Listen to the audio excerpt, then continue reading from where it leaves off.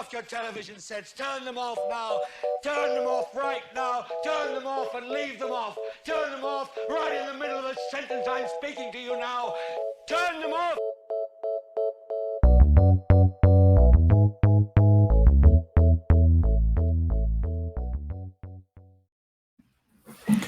Also, since we use a clip from Network for our intro, it's only right to say RIP Ned Betty just passed away. He starred in Network and also Deliverance. So RIP Ned Betty. But we are here to just popped up on my phone. But yeah, we're here to recap the final episode of Underground Railroad entitled Mabel. And we're gonna do this a bit different. We're gonna spend time talking about Mabel, but mostly this will be a conversation about this show and its legacy instead of just focusing on Mabel. But as always, let me go to my co-host D. How's it going? I'm feeling good, feeling great, feeling good. How are you? I had an impromptu concert, and the feature song was Big Boy's Ghetto Music before we went live. So that's it where was that's. amazing. He loved it. Don't let him make y'all think that he didn't enjoy it. So yeah, we'll hop into the final episode of Underground Railroad, which is Mabel. So I guess before we get started, having read the novel, of course, what were you expecting from this episode? I wanted to talk about it for the whole season actually, because we find out pretty early that Mabel died. I think that's like in the beginning of the novel. No, it's not. It's actually in the last chapter. Is it? Mm-hmm. Because they do they go back, because you read it and you're like, oh damn. Yeah. Time.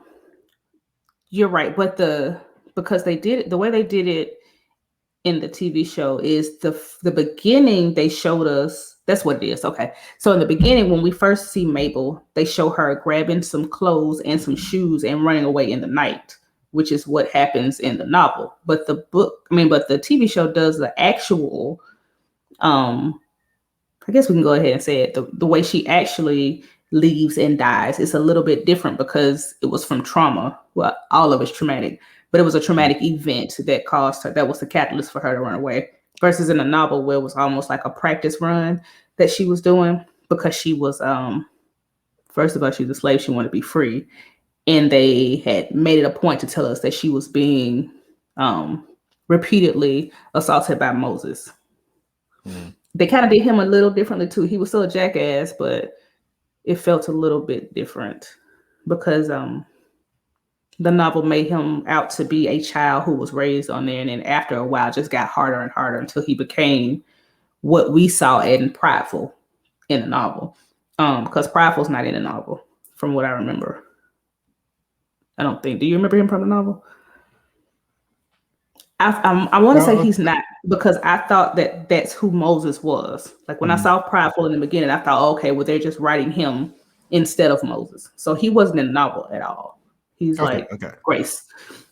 So I expected, I honestly expected to see them talk a little bit more about Azure. Is that how you say it? Azure, their grandmother a little bit more too, because it would have kind of set a foundation of how, because Cora said it, I was born in this room, my mama was born in this room. It would have set like a tone to go through, but they didn't have to. So as far as expectation goes, I actually enjoyed it. Of course, we're using enjoy loosely. Right. What did you get what you thought you would get from it? So yeah, from this episode, I knew it couldn't like solely be on Mabel. I knew the point of this episode was to basically bridge Mabel and Cora, their experiences, because I believe the cat's out the bag now. Cora became who she is today because of a lie, basically. So she took that and she became the legend that people think her mother is. So I'm glad to see them link those two ideas together through those two people. And so yeah, this was a satisfactory final episode. I didn't expect the rest of it though. And those very hard to see. I'm glad they did it because it shows how outside of the physical abuse, there was so much mental and emotional abuse as well. And like Ari said, sometimes it's worse. Sometimes I don't know which is worse, honestly. Like it's all abuse, but the two are very, very bad. And the whole situation with what's her name? Is it Patty or Polly. Polly? It's Polly. Polly. So Polly has a baby and doesn't make it. The baby doesn't make it, and it's Moses's baby. I want to be clear and say I don't think Moses and Polly were in a relationship. I think it was a situation just like in a novel. Moses was just doing whatever he wanted to do. So Polly got pregnant and Polly had the baby. Polly lost the baby, and they weren't going to call a doctor for her, which is but whatever. It just shows how little they value the life of their property, the well-being of their property. All they see is what you can do for them. And if you're going to cost them anything, no matter how small it is, it's not worth it. Right? They don't see them as people at all. So the fact that she had to beg them or beg Moses to ask, because at this point they didn't give us much introduction, but Moses is again like prideful. If there is a foreman, I guess you can say, a floor manager, or a team leader, that's Moses. So he has higher standing for.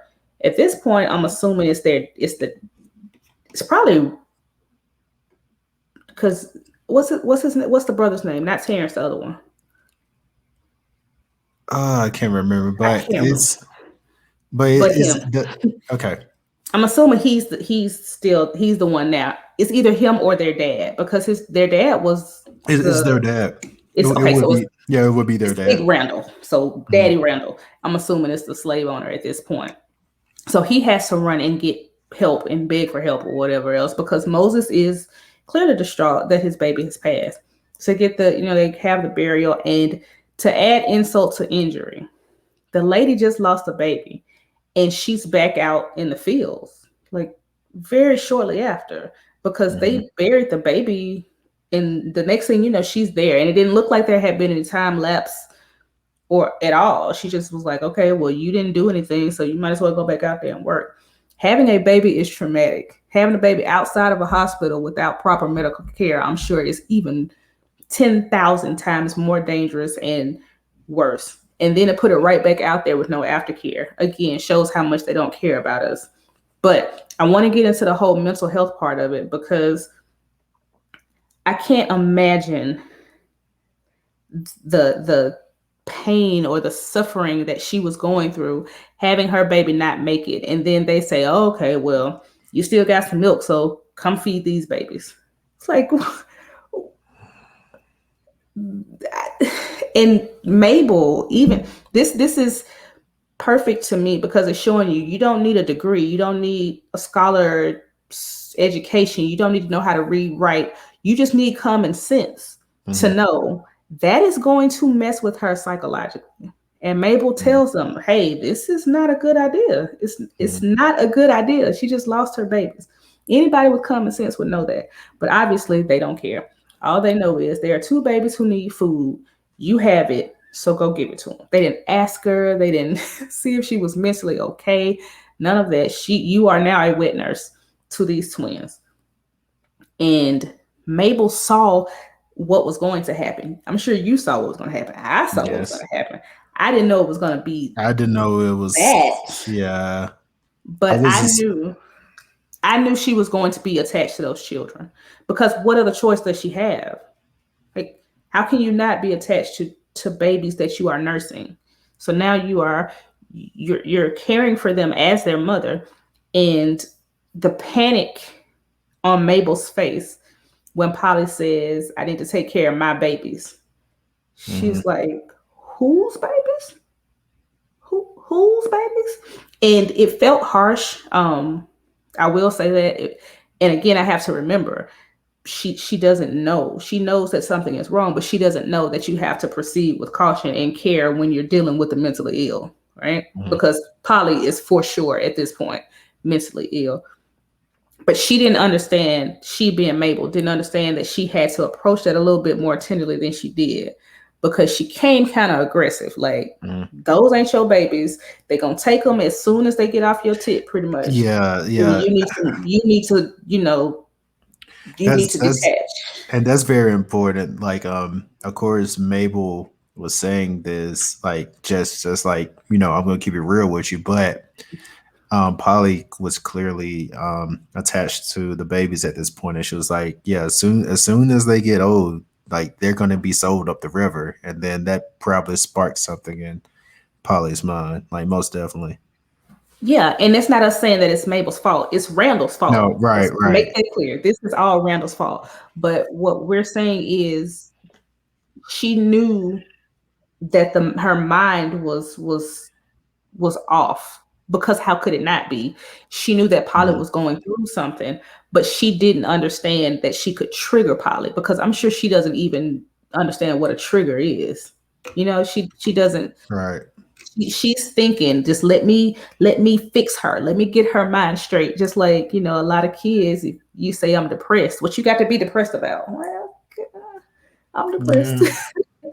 So she's kind of telling her to suck up, but not realizing that's what she's doing. Mm-hmm.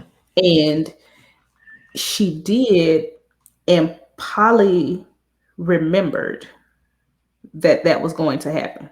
I think she honestly got lost in the whole fantasy, and Moses telling her they were going to get married and she was going to be able to raise her babies. And there had to be a part of her thinking, because Moses has so much clout, that this could be a reality. Moses isn't like everybody else. So if Moses says we can get married and raise our babies here, then we can. And when Cora reminded her who she was, like, no, Polly, these aren't your babies. You are here for a purpose.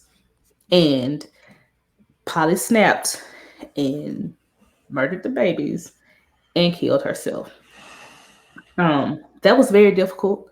And once again, the good thing is he still did it in the most tasteful way he could, because we saw a flash of a baby, and we saw a flash, and of course they were taking her body out, but we didn't see the act. We didn't see a reenactment of the act. We didn't see a flashback of it. We're smart enough to know what it was.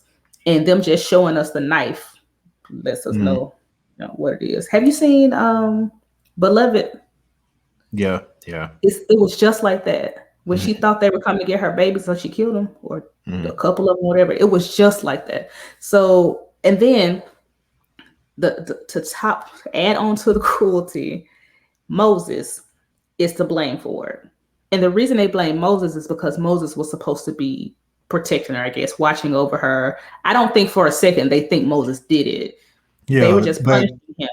But in Connolly's mind, he's like, "Oh, I thought you had this. I thought you had this under control."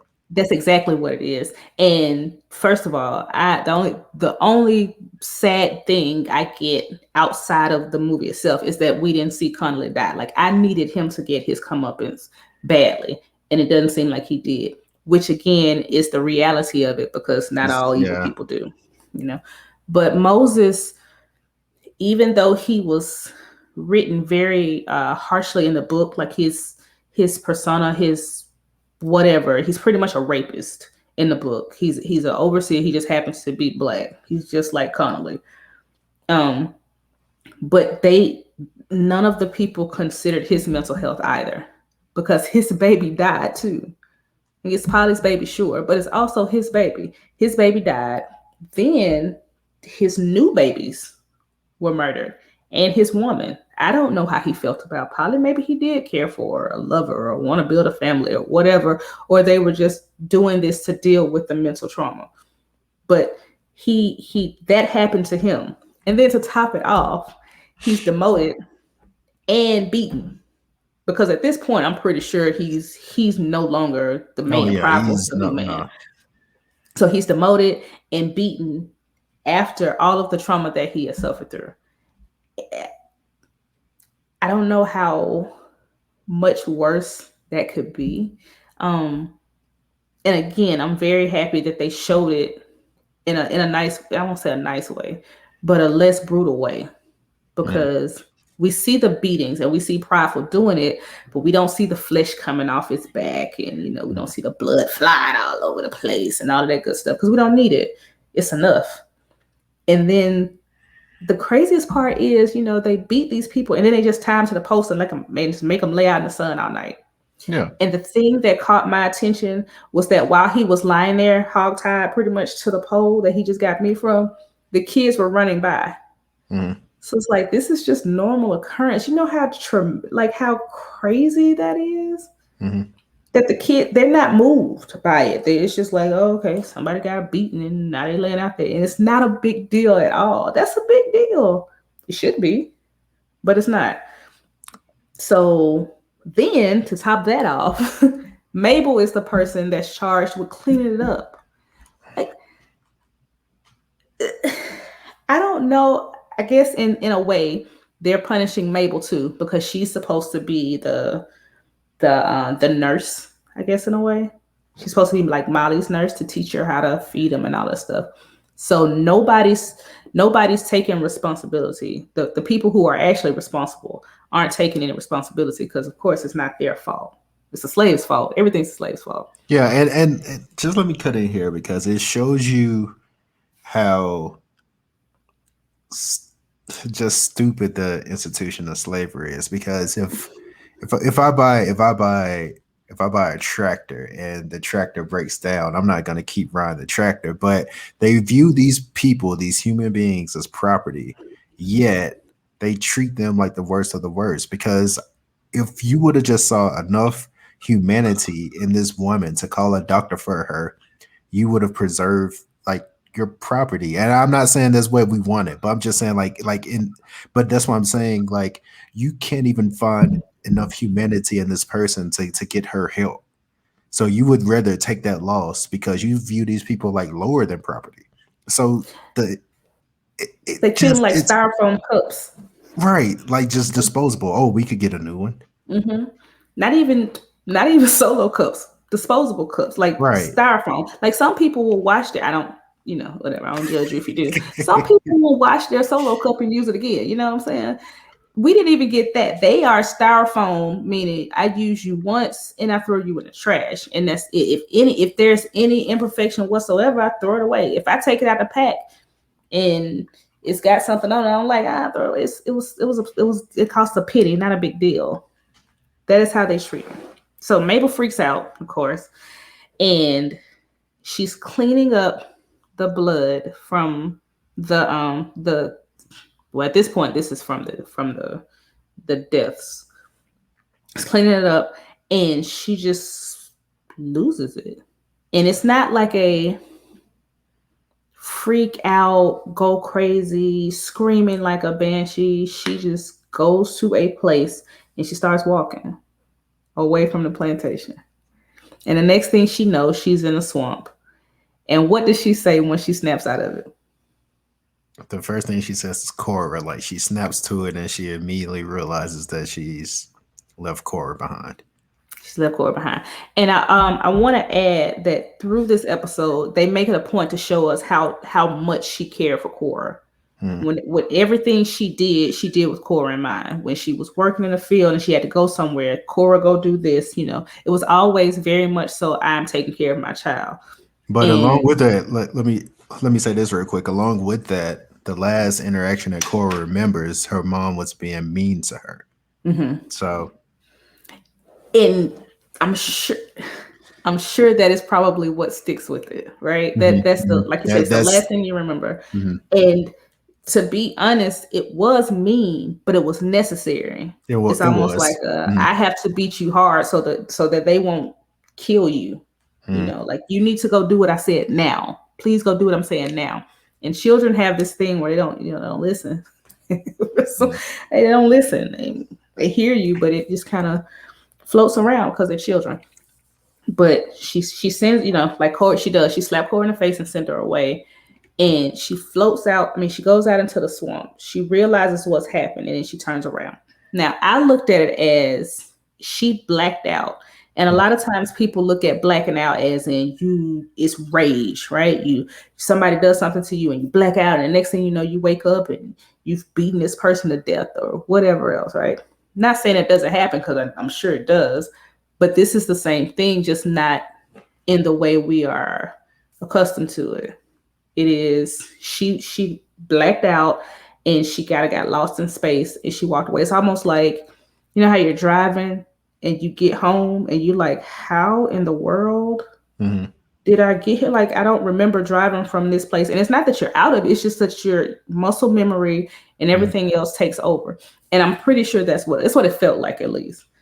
And we get back to that first episode where that snake came in, which is the brilliance of it all. Because again, I have been waiting to talk about this episode. Yes, we've been holding this in since the beginning. Because when we saw it, we knew, okay, well, this is it. And that's why I thought it would come earlier. Like you said, I think that's why I was under the impression that it was earlier in the novel, because we saw it so early in the show. But you're right, they didn't tell us about Mabel till the end. But the snake is what got Mabel. And the thing that, like, I guess sticks with me the most is Cora was so angry with her. And I hate to give Ridgway credit, but he was right that she had so much hate in her heart. She couldn't see past anything other than, this lady deserted me. She saw all the horrors. Like, you saw what happened and you left me here with it. And that's all she could do. And her mother, like you said, is the reason she has made it this far. And I hate that it's her anger fueled towards her mother that got her there. But maybe that's what it was necessary. Maybe it was necessary. You know, almost like, well, she did it so I can do it too. And I hate her. So let this push me to do whatever I have to do. So it's like that thing where it's like, your parents can say something to you and affect you and hurt you, and they have no idea, because that's not their intention. And that's what happened with Mabel, because she ain't try to die. No. she especially not in the TV show version. Like, she was shocked. Like, oh my gosh. But she knew, it's because it was a water moccasin. What are those, copperheads? Isn't that their proper name? So she knew. I think you started getting numb, like, immediately. Thankfully, I don't know for sure, but I think you started getting numb. Right, you started getting numb immediately, and that's what happened to her. So she just sat down and was just like, you know what, well, shit, and she died. And it's to me too with Cora. It feels like not only is she using that pain to fuel her, but I still think a part of her won't consider that Mabel's dead, because she's still her mother and she doesn't want her to be dead. I would much rather hate you because you're alive somewhere off in Canada living this life that I deep down inside want for you, what I want for all of us, than to settle or accept the fact that you didn't make it. You know, that says a lot in itself. Like, she would rather hate her than to accept the fact that she's dead and gone. Yeah, and that goes back to the South Carolina episode where she had the delusion where Mabel was sitting on the table and she sliced her throat, because she's like, you gave birth to me and basically put me into this life, and you threw away your gift of motherhood. And here I am, possibly can't even do this. And that's the reason why she, like you said, she didn't consider any other possibility. Like, she never had illusion of, like, Mabel like in a swamp, or Mabel like in an unmarked grave somewhere. She always thought Mabel was alive. And that's really heavy to have to carry that. Yeah, and even after she saw the snake, I think that's the reason why I loved it so much, that Barry put that in there, that she saw the snake. She saw the danger getting there. Cora's lived through all kind of horror on the railroad, so she knows how easy it is she knows the possibility of her mother being dead. She knows all of this, but she will not say it. She won't accept it. She won't consider it. And like you said, that is heavy, because of all the other stuff she's had to deal with in her life, she's got that she's gonna have forever. Cause I can't see her letting it go. No, she's never going to let it go. Yeah.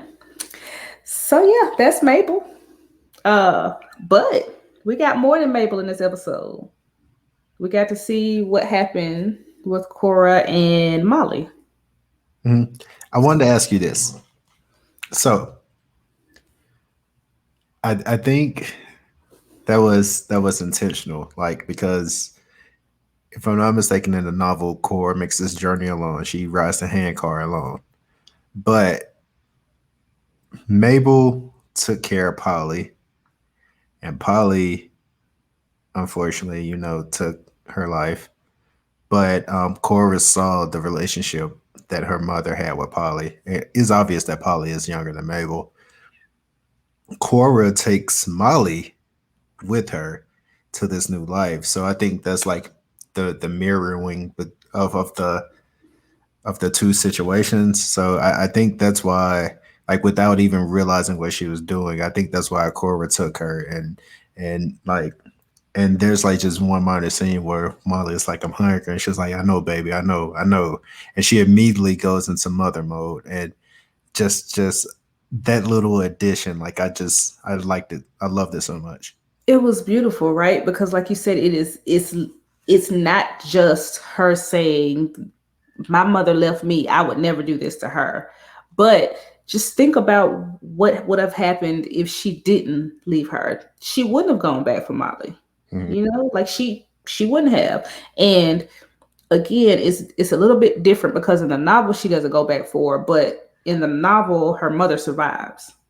Right. So that's a different, it's a whole different thing. But you're right, it's so much of she's so much of Mabel, hmm whether she realizes or not. It's just like all the rest of us. You are so much of your parents without even trying to be, because you take the things you want and you try not to be the things you didn't like. And that's what she did. She took the maternal instinct, she took the care, she took the love, and she left the what she thinks is abandonment. Exactly. That's But and baby that's died. and that's what's so crazy. Like she thinks she's taking the part of her mother that was non-existent or not there, but the very thing she's taking is all the qualities that her mom had. Every last one of them. It's beautiful. It really was. So they meet a stranger that's going west, and they jump on a car, and they ask. I think she asked him, "Are you a good man?" hmm And I think he said something like on most days, or or Yeah. some kind of some honest answer. Yeah. He was Yeah. honest.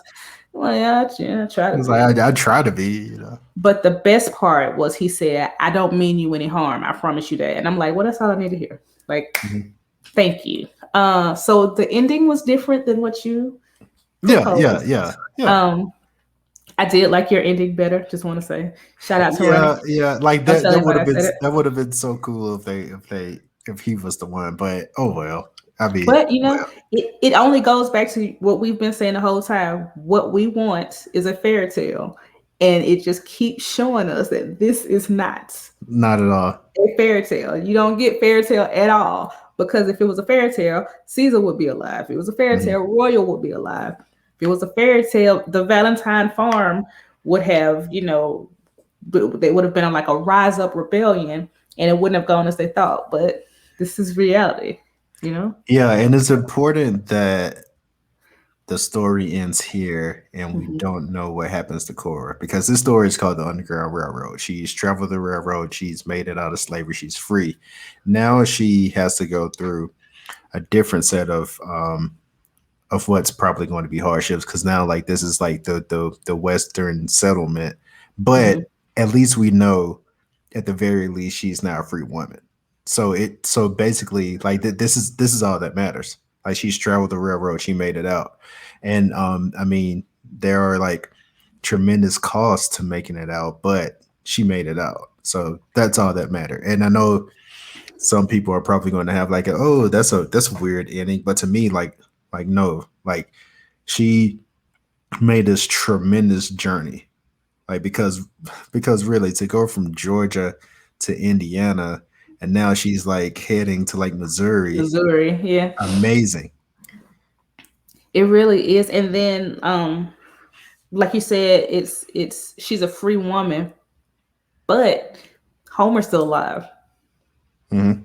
So it's still just that piece of like just it's like almost like a reminder that she will never truly be free.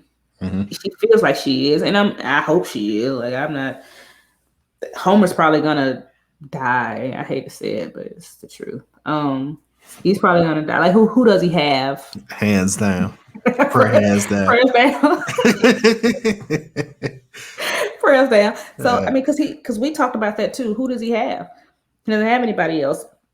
Even the people that Ridgway has brought along the way don't want anything to do with him because he was cool. So he can't go back to Mac because Mac's dead.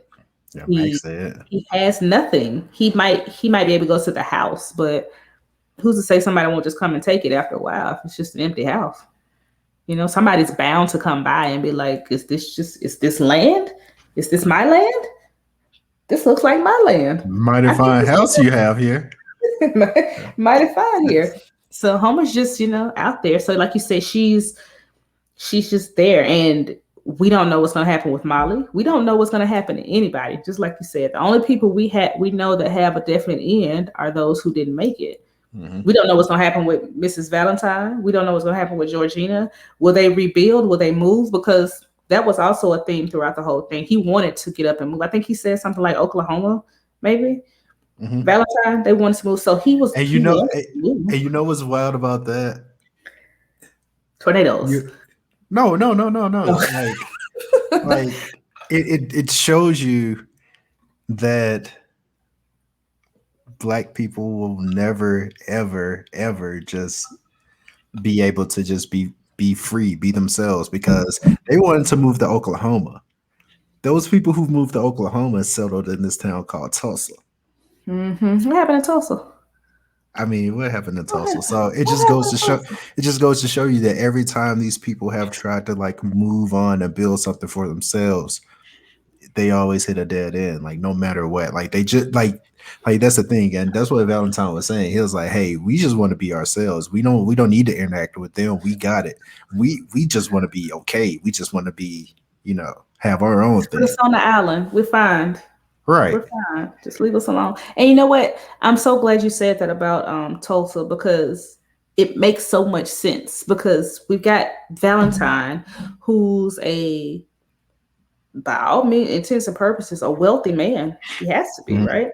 He's a wealthy man. So he's going to migrate all of these other wealthy, intelligent, talented people there, and that is how Tulsa became what it is. There's no doubt in my mind that's what happened. All these people, like you said, migrated there.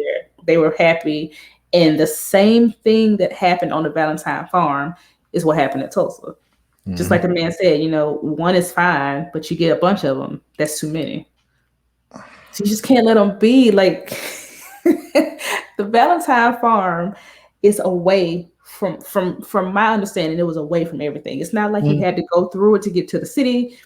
It wasn't inconveniencing anybody. They just could not stand the fact that Black people were somewhere minding their own business. Yeah, it was a self-sustaining farm. Like they had everything they needed on the farm. Like they would go to like towns to do little things, but it was a self-sustaining farm. But the fact that it was out there, wow, we can't have that.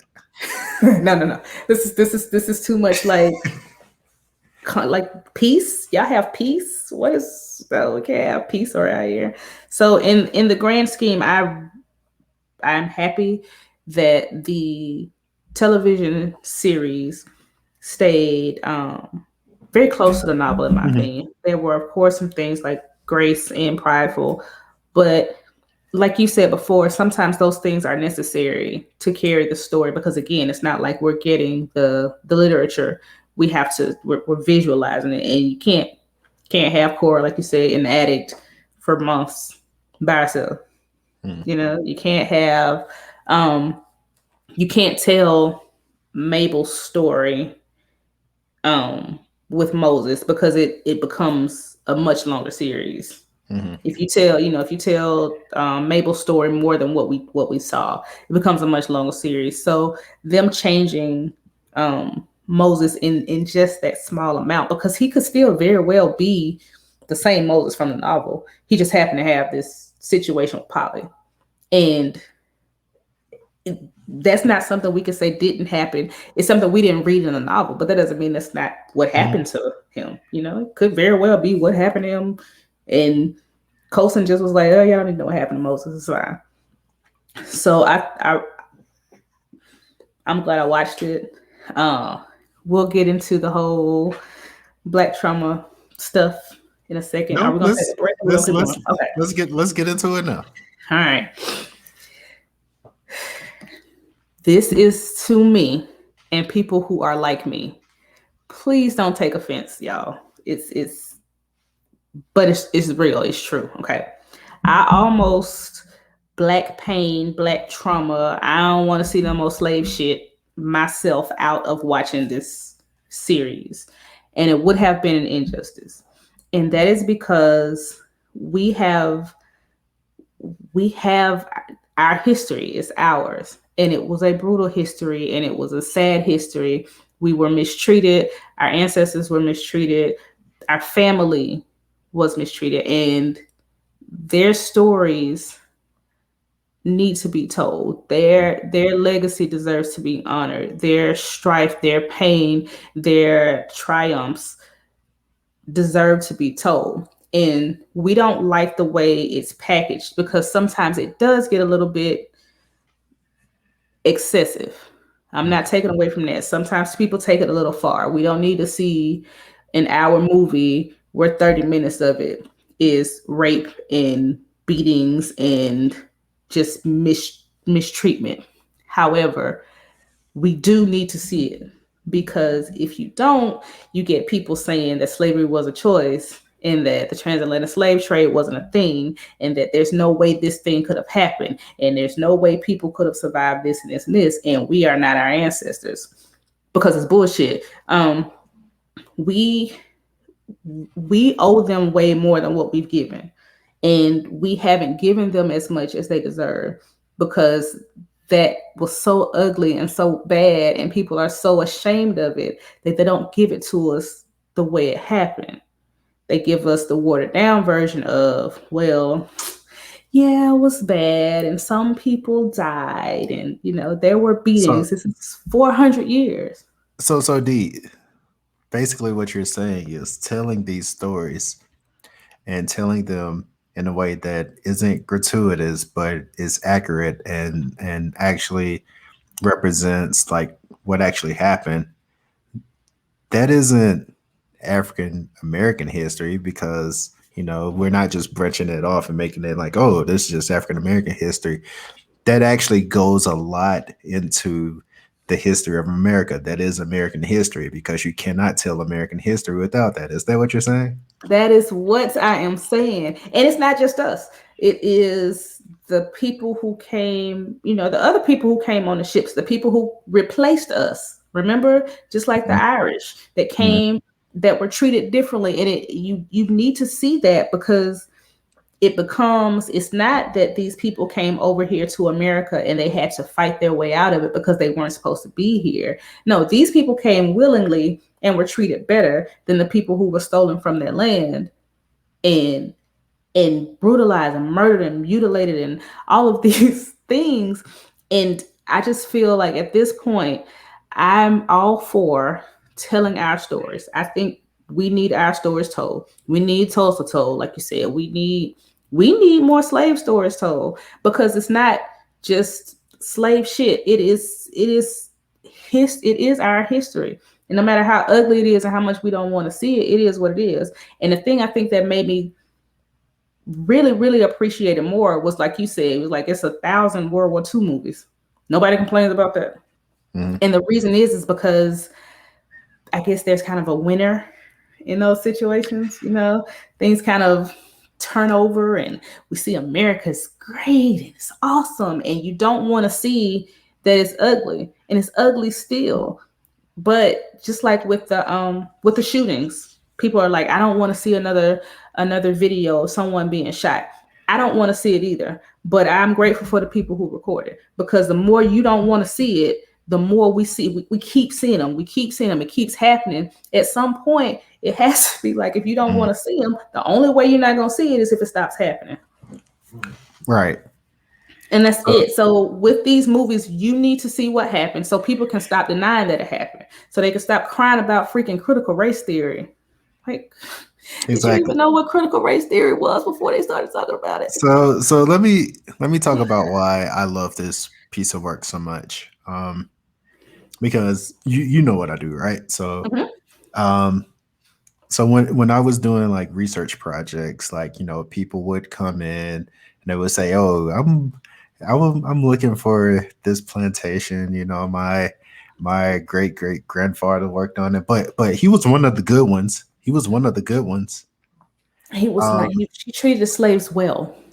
Exactly. So what I love about this piece of work so much, both the TV show and the novel, it shows that slavery had several different faces.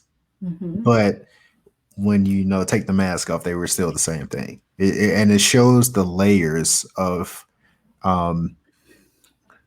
if one want to if one wants to define critical race theory, it shows how race and class just merge together and they're inseparable. Like race is class now, and this shows how that happens. Like you said, you like you said with the Irish, like there's no one longer says I'm Irish. They just mark white on their demographics. What do you mean racist class? I don't see color. Exactly. So, but no, really, you offend me. I don't see color. Okay, don't offend me. But no, seriously, this is like, in my opinion, like outside of Solomon Northrop's story, who also needed to be told, because when I first read that, I was like, how did that happen? But anyway, so outside of that, this is like one of the greatest slave narratives I've ever read, and also, like you said, in between that pain, it also showed that these were still people. They still had emotions. They weren't like Cora had a vast imagination. Like Cora didn't have formal schooling until like later in her journey, but you could still tell she was very intelligent. She was very witty. Like these were three-dimensional people. And sure, like Colson did some extrapolation, but he got most of these stories from stuff he researched. Like he said this. So this isn't stuff he just created. Like these stories actually existed. So seeing things like this, we like to me, it makes me really want to, like you said, honor that tradition and that legacy, because I'm like I said in the first episode, I'm not embarrassed by my heritage. Like this is who we are. So we can't ignore that. So with that, I think this is like the most complete and comprehensive slave narrative we've seen, and I'm so glad that we got this piece of work. Like both the novel and the TV show, like they're amazing. I agree. It's just, again, it tells a story without it being gratuitous or grotesque or trauma porn, because that exists. Like I don't want anybody to think I'm saying it doesn't exist. It does. Like some people take it to places it doesn't need to go, no matter how factual it is, because I'm sure that's what it was. But we saw brutality in this show enough to understand how brutal the person was, and then we didn't need to revisit it. You know, like even in Ridgway's descriptions of what happened to Caesar, even in Ridgway's descriptions of what happened to Lovey, a lesser show, like you say all the time, would have showed us that. We didn't need to see it though. It's clear we didn't need to see it because the show is complete. The story is complete with him just giving us what we need. Like we know now that they have expired, and it was brutal, and that's not surprising because Terrence was the person, right? So you didn't have to tell us all of that. You didn't have to tell us that Terrence was dead. Like, you know, he is. We're happy about it. Let's move on. Like we don't have to relish in it. I'm happy we got to see Ridgway die though, because you know, I wanted it. Thank you. Yeah. But it's just, we had so many hard spots in the show, but it made the little glimpses of joy like that much sweeter, right? Like Royal and Cora's conversation is beautiful in itself, but it means so much more because out of all the stuff they had going on, out of all the things they were doing, he's running around the country pretty much, well, at least the South, trying to get people safe. She's running from Ridgeway, but they still had time to love each other. They found time to love each other because they could not love each other.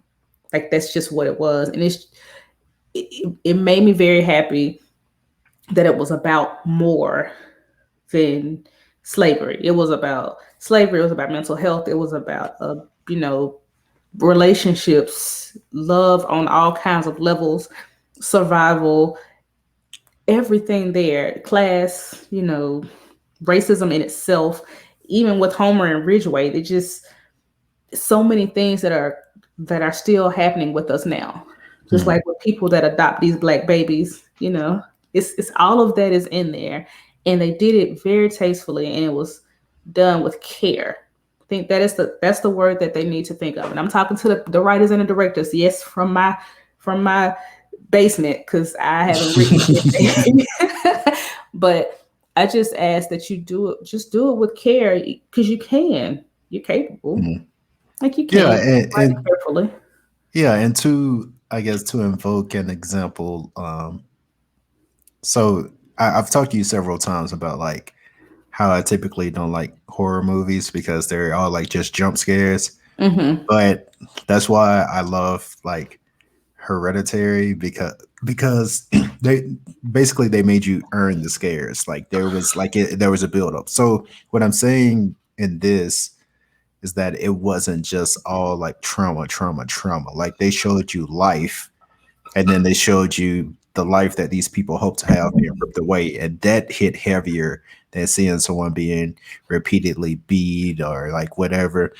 Like, the horror moments weren't like gratuitous, and in my opinion, even the most violent part of the show, which is the shooting in Indiana, it still is met with people overcoming a tough situation, because Georgina was like, hey, grab the straps, like we go get out of here. So yeah, so even that, yeah, so even that, the way they handled this, and you can tell that.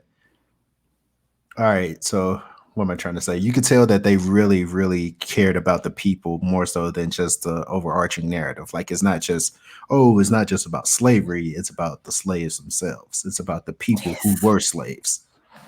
Yeah. Because again, it goes back to that beautiful quote that I like people use, like the teachers use when they say slaves weren't brought over. Doctors, engineers, lawyers, people were brought to America. And like you said, that's what we're focusing on. We're focusing on people who happen to be slaves, not just slaves like they're nothing, like they're meaningless.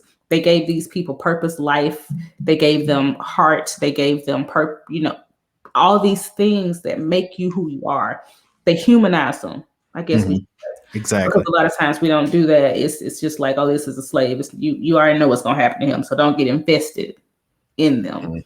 But these people, you feel, and maybe that's what it is. It's like, for so long you've seen these stories, and you expect, because Cora's the main character, you expect her to survive, right? Because somebody's got to tell the story. So this is Cora's story, so she survives. But you're thinking, oh, somebody's got to survive with her. They have to, right? So when Caesar dies, you're like, wait, what? Wait, huh? And then she gets worried, like, okay, well, this is the one. This is, okay. She had to lose the first love to have him. And wait, what? He doesn't make it either? Her mom didn't make it either? What the hell is happening? And that's just truth. And again, that's what makes it hit harder, because you love Cora at this point. You want good things for her. I loved Mabel, even though I hated her because of Cora, but I'm still like, well, she's somewhere. They're gonna reunite in the end, because they keep talking about her, so she's got to be out there somewhere. And the fact that I hadn't considered she died either was because Cora hadn't freaked me out, because I'm like, of course she died. Like, of course she's dead. Of course. She's not in Canada. She's dead. Because we've seen Ridgeway. We've seen what Ridgeway does. Ridgeway would have her if she were alive. He would have. just like he had Cora. But he's out here chasing a literal ghost. Right, a literal ghost, because he's the, like she said, the Great Ridgeway, and he's obsessed. So it's very beautifully written. I'm very glad you asked me to read it, and I'm glad we got to watch it. I'm so very happy though that I didn't allow my attempt to not be sad, or my excuse of I don't want to see my people destroyed, keep me from watching this, because every character in that show represents someone that was our family. And every one of those stories deserves to be told, and we owe them respect. And I think we were able to do that because we saw the stories in that way, and I'm grateful for it. I hope we get more like it. And I know people that don't watch the show won't see this, but please watch it. Just watch it, because it's really and even outside of that, like, it's very clear that, like, and this isn't hyperbole, I feel like Barry Jenkins is now like the most important and foremost American director working, because this show is just a masterclass throughout, like from the way it looked, from the sounds, because and here's something, like, just the attention to detail. When Mabel is running through the swamp, is dead silent, but when she snaps to, you hear the crickets. Just those small little details just make the show, and you can tell, like, he really contemplated this show. Like, you could tell he didn't just read the novel and say, okay, I'm gonna do this, I'm gonna trace it word by word. Like, he really, like, read between the lines and, like, found the context, and it's like, okay, I can read this, I can visualize this, but how do I put it on the screen? And it exceeded my expectations. Like, I was expecting it to be good, of course, because, like I said, Barry Jenkins has given us Moonlight and a Bill Street could talk, but this far exceeded my expectations, which is crazy because they were already high. They were very high. We were expecting a lot, and thankfully it didn't let us down. Like, I was honestly prepared to be let down because I was expecting so much greatness, and gosh, he hit it. And I wanted to say, we didn't talk much about the music at the end of the episodes. Oh yeah, my man Nicholas Bertel is like the way, he did it. It makes sense. Yeah. See, episode 1 I watched, and running, and I guess we've been doing this so long, we've kind of like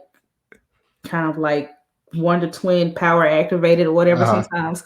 And immediately after episode 1 went off, I sent him a text and said, "Oh, B.O.B., I'm in." Yeah. Not knowing that he'd already sent a tweet to Barry about the same thing. Yes. So it's just like, when I heard that, I'm like, oh, hell yeah. Pull up the next one. And I had to stop myself. And that's another thing. I'm glad we decided to break this up, because I'd have binged it, and I don't think I would have sat with it as much. I would have let it soak in, because I would have been anticipating what was happening next. But knowing I had to wait helped. But I don't have anything that I would add to it. I don't have anything I would take away, because even the things I thought I didn't like, for instance, Grace, I'm okay with it now. You know? Yeah, and considering, and you knew how I felt about the Great Spirit episode. I don't have to go over that.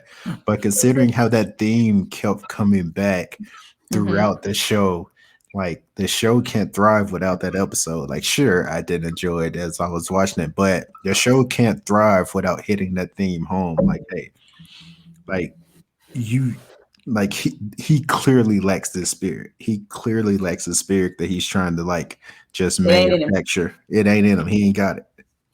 He ain't got it. So before we close, if you had to, I know you like ranking things, but we're not gonna rank the episodes. Oh no! But if you had to pick your favorite episode or episodes, which one was it? I don't think this is recency bias, because I still love North Carolina simply because South Carolina and North Carolina because they were like so creepy. Like I said, they almost had like Yeah. an Handmaid's Tale vibe. But Indiana Winter, if you just pull that episode out, I like once again I just don't have the words. Like it's such a magnificent piece of work, like throughout. 100% agree. Now, if I had to do a whole, I would say Indiana as a whole. I'm putting them together because I'm cheating. That's my favorite. Mhm. But I remember when I watched episode 9, I was like, Ronnie is gonna love this. Like he is gonna love it. And I think I said, hey, you need to watch this like now. Because it's one of those things where you watch something and you're like, how? Who? This is brilliant. It was brilliant. It even in the set, because if you think about it, if we go about what's going on, it's probably one of the saddest episodes of the season. But it's got the most rewatchability. Is that word? I'm making it one. No, it is.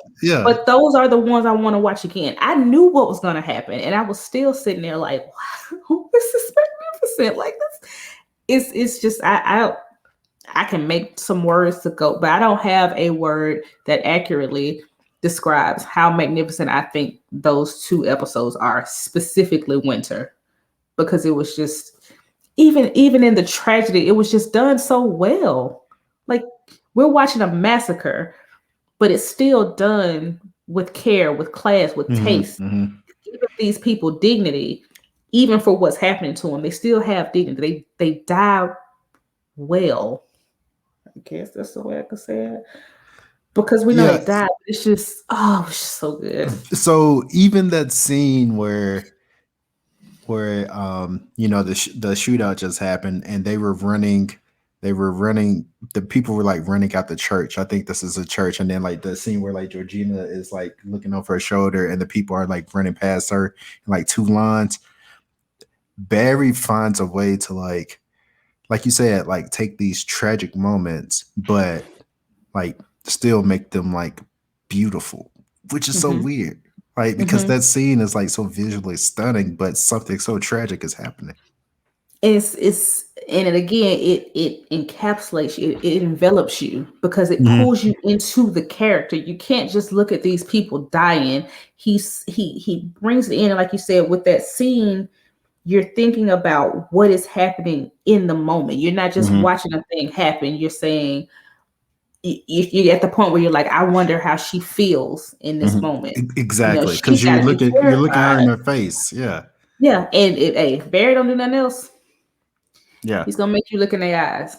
That is his signature. By the way, like I'm a fan of the gays. Like I don't even have to say it. Like I'm a fan of the gays. But yeah, I love it. I love it. So I'm kudos to Barry, kudos to Colson Whitehead, of course, because there would be no show without the novel, which is magnificent, by the way. Every prize, review, greatness, whatever accolades he got for it is because he deserved it. yes. He did. And Barry took that and made it just as beautiful on a screen, and I appreciate that greatly. I'm so glad I watched it, and 10 out of 10 would recommend. Yes. 11 out of 10 if but no, 11 out of 10. But no, seriously, thanks for watching these recaps. If you stumbled upon this one by chance and you're watching it out of order like AJ would do, go back and watch the show. Watch the show. If you haven't watched these recaps and you don't feel the same way we do as you've watched it, I just urge you to, give it another shot, go through it once again. But anyway, just thanks for joining us. We really do appreciate it. Like we say it, but we mean it. Like, thank you for watching. Thank you for commenting. Thank you for listening. However you do, tell a friend, cuss us out, whatever. Please don't do that. But we appreciate it, because you could be listening or watching anything else. And the fact that you're listening to us really means a lot.